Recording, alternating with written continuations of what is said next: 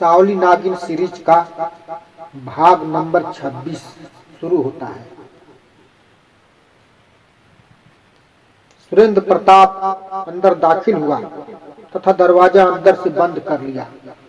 उधर वो लड़की जब सब कुछ सुरेंद्र प्रताप से बतलाकर गलियारे से बाहर निकली तो रात के वक्त उसे देख पेड़ों पर उल्लुए शोर मचाने लगी।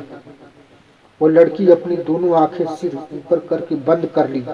सहसा उसका रूप बदलकर एक सफेद चील का रूप धारण कर लिया।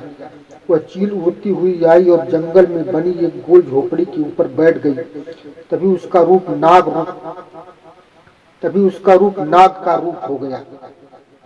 वह नाग रेंगता हुआ झरोखे द्वारा झोपड़ी में आया।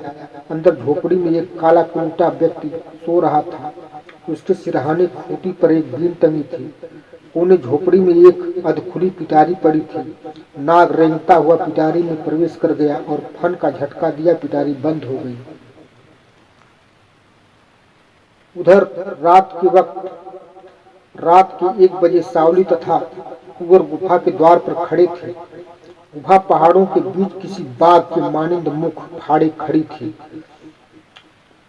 गुफा के द्वार पर एक टीन का बोर्ड लगा था जिस पर लिखा था, अंदर प्रवेश करना वर्जित है, अन्यथा मौत उन पर कभी भी झपट सकती है। भयानक रात की आवाज भाए भाए करती यूं प्रतीत हो रही थी मानो गुफा के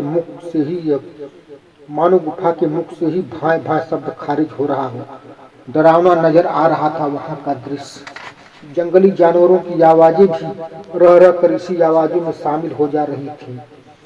सावली कुंवर अपनी स्कीम के अनुसार गुफा द्वार के दोनों साइड पर खड़े थे। सावली पूरब तथा कुंवर पश्चिम साइड में था। हालांकि गुफा का मुख दक्षिण दिशा की तरफ था। इस समय दोनों अपनी अपनी रिवाल्वरें हाथ में ले रखे थे। दोनों के रिवाल्वरें लोड थी। ट्रिगर चढ़ा हुआ था। कब भौंक देंगी कोई निश्चित समय नहीं। घुसो अंदर, सावली रिवाल्वर लहराती हुई कुंवर से बोली। वह रिवाल्वर लेकर गुफा के भीतर प्रवेश कर गया। अंधकार छाया हुआ था गुफा के भीतर। पीछे से सावली भी गुफा के भीतर घुस गई। दोनों को कुछ क्षण के लिए तो कुछ दिखाई ही नहीं दिया। अंधकार का समंदर नजर आ रहा था उन्हें। यहाँ तक कि सावली को कुंवर और कुंवर को सावली तक दिखाई नहीं दे रहे थे। परंतु कुछ क्षण बाद दोनों को एक दूसरे के काले साए नजर आने लगे।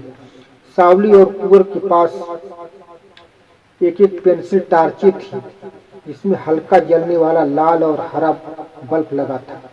दोनों आपस में राय मशवरा किए थे कि जहां खतरा नजर आए वहां लाल बल्ब जला दिया जाएगा तथा आगे बढ़ने के लिए हरा। सावली हरा बल्ब जलाकर कुंवर को आगे बढ़ने का इशारा किया तथा स्वयं कुंवर के आगे बढ़ चले। कुंवर भी उसके पीछे बढ़ा। वह मुड़ मुड़ कर पीछे भी देख ले रहा था। गुफा के अंदर मकड़ियों का जाल फानुस की तरह लटका था। जाल दोनों के सिर पर फंस जा रहा था। दोनों रिवाल्वर की नाल से जाले हटा दे रहे थे।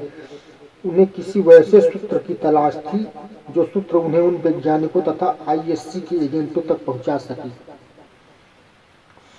दोनों 1 किलोमीटर के करीब गुफा में आगे बढ़े। तभी सावली थमकी।